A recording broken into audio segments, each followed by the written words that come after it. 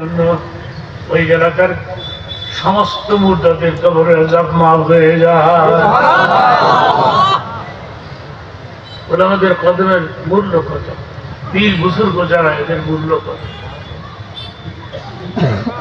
আজকে মোল্লা আমাদের কেউ দেখতে পারে না, কাঠ মোল্লা করে, আমরা বলে কাঠ দিয়া বানাইছে। আচ্ছা বলতো কাঠ দিয়া বানাইছে, কাঠ মোল্লা।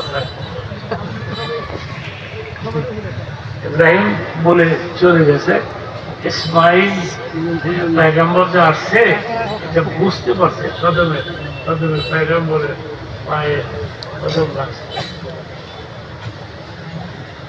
ডাক দিয়ে বলে, দিদি কি বলে গেছে লোকটা? লোকটা বলে গেছে দরজা চেঞ্জ করতা। ইসমাইল কয়, তোমার বদলাই কে কইছে? তুমি এটা উঠো, এটাও চলে যাও।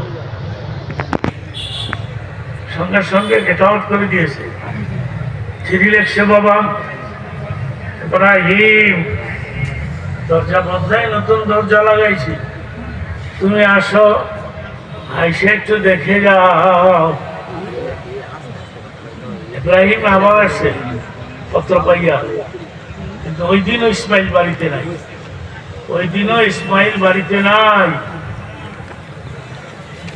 বলতেছে, ইসমাইল রে, ও ইসমাইল। স্ত্রী উত্তর দিল, কে তুমি? আমার স্বামীর খোঁজ করো। আমার স্বামী তো বাইরে চলে গেছে শিকার করতে, চলে আসবে 2 দিনের মধ্যে চলে আসবে।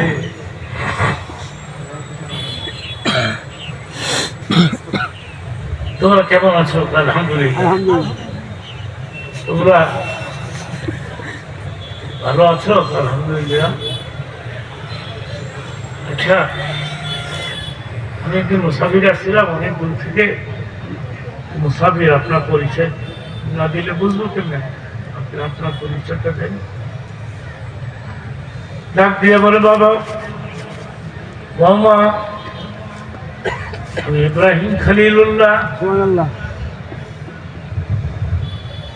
পুত্রবধূ কয়, আপনার নাম তো আমার স্বামীর কাছে শুনছি, 3 রাত 24 ঘন্টা শুধু আপনার তারিফ করে, আপনার প্রশংসা করে। বিবি রে, আমার বাবার মতো বাবা হয় না, সুবহানাল্লাহ বলে। আমার বাবার মতো হয় না। তুমি তুমি আমার আব্বা হো, তুমি ঘরের ভিতর আসো। না, আমি আজকে যাবো না, আমি আরেকদিন, আমি চলে গেলাম। চিঠি দিলে আমি আসবো, এসে 1 সপ্তাহ বেড়াই যাবো। চলে গেছে ইব্রাহিম। যাওয়ার সময় বলে গেছে, তোমার স্বামীর কয়েও ঘরের দরজা ভালো, ঠিক আছে, না বদলায়, এইটা থাক, দরজাটা ভালো। এই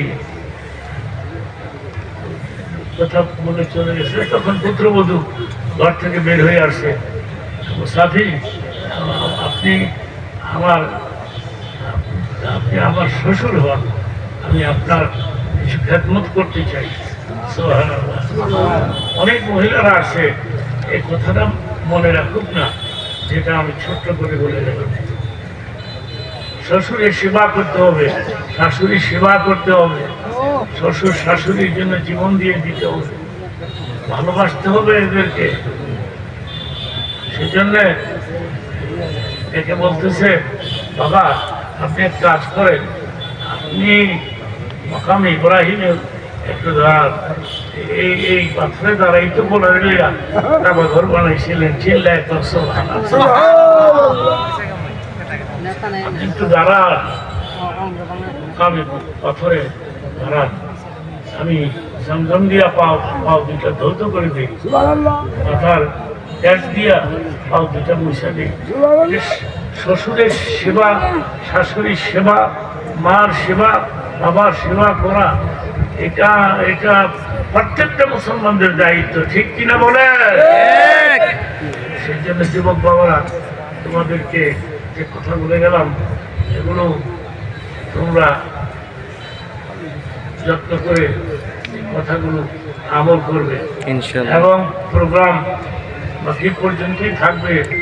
সভাপতি হিসাবে আমি বিদায় নিয়ে গেলাম এবং একটা ছোট্ট দোয়া করে গেলাম। সভাপতি হিসাবে আমি তার মার জন্যে, তার বাবার জন্য দোয়া করে গেলাম। আল্লাহুম্মা আমিন। ربنا ظلمنا أنفسنا وإن لم تغفر لنا وترحمنا لنكونن من الخاسرين।